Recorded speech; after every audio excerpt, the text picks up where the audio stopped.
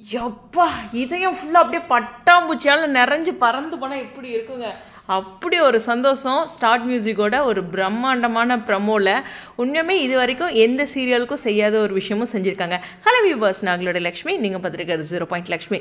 இது வரைக்கும் எந்த சீரியலுக்கும் செய்யாத ஒரு அங்கீகாரம் கிடைச்சிருக்கு. ஏன்னா டோட்டலாக ஒரு ஹவுஸ் பார்ட்டி மாதிரி அவங்க புதுசாக டைட்டிலே பாருங்கள், ஸ்டார்ட் மியூசிக் ஹவுஸ் பார்ட்டி அப்படின்ட்டு.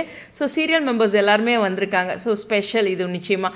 அடுத்து பார்த்திங்கன்னா வைப்னு எப்போயுமே வந்து நம்ம மகாநதியில் இருக்கவங்களாம் சொல்லுவாங்க. உதாரணத்துக்கு சொன்னால் நிவீனா இருக்கட்டும், விஜயா இருக்கட்டும், காவேரி அடிக்கடி சொல்கிறது, நாங்கள் வைப் பண்ண வந்திருக்கோம், போட்டியெல்லாம் போடலைங்க, நாங்கள் வைப் பண்ண வந்திருக்கோம் அப்படின்னு அடிக்கடி சொல்லுவாங்க. இப்போது டீமே சொல்ல ஆரம்பிச்சிருச்சு. எல்பி சொல்கிற இந்த விஷயத்த எப்படி சொல்கிறது, பிரியங்கா ஹோஸ்ட் பண்ணும்போது அவங்களும் சொல்கிறாங்க, இதுவரை கண்டிராத பிரம்மாண்டமான அப்படிங்கிறத அந்த டைட்டில் சொல்லுவாங்க இல்லையா, அப்பயும் பயங்கர ஒரு செமையான விஷயம். அடுத்து அந்த சந்தோஷ் சுப்ரமணியம் அந்த சாங்கு சீரியஸாக சொல்லணும்னா கண்ணை மூடி படுத்தாவே அந்த சாங் தான் ஓடுது மனசுக்குள்ளே. பொதுவாகவே அது ஒரு ஃபேவரட் லிஸ்ட்டு. அந்த மூவி வர டைம்லலாம் அவ்வளோ பிடிக்கும் அந்த சாங், ஒரு ஹாப்பி வைப் இல்லை அது மாதிரி. ஸோ உண்மையாகவே சொல்கிறேன், ஞாயிற்றுக்கிழமை நம்ம சிரிச்சுக்கிட்டே இருக்க போகிறோம், வீட்டில் திட்டு வாங்க போகிறோம்னு நினைக்கிறேன். இருந்தாலும் பரவாயில்ல, என்ன சொல்கிறதுனா டல்லாக இருந்து சாப்பாடெலாம் நல்லா செய்யாமலாம் கஷ்டப்படுறதுக்கு ஞாயிற்றுக்கிழமை எல்லாத்து வீட்லேயும் பிரியாணின்னு தெரிஞ்சு போச்சு. ஆனால் நாங்கள் விரதங்க 48 மண்டல பூஜை முடிகிற வரைக்கும்.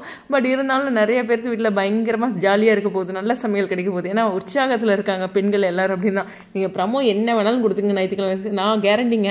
இந்த சண்டே வந்து எல்லோரும் சந்தோஷமாக தான் இருக்க போகிறோம். அதுக்குன்னு ப்ரமோவை சோதிச்சிடாதீங்க. அந்த சந்தோஷத்தை மெயின்டைன் பண்ணுற மாதிரி தான் அங்கேயும் ப்ரமோ இருக்கும். என்ன, நம்மளுடைய விஜய் வந்து காரில் கூட்டிகிட்டு போயிடுவாங்க காவிரியை.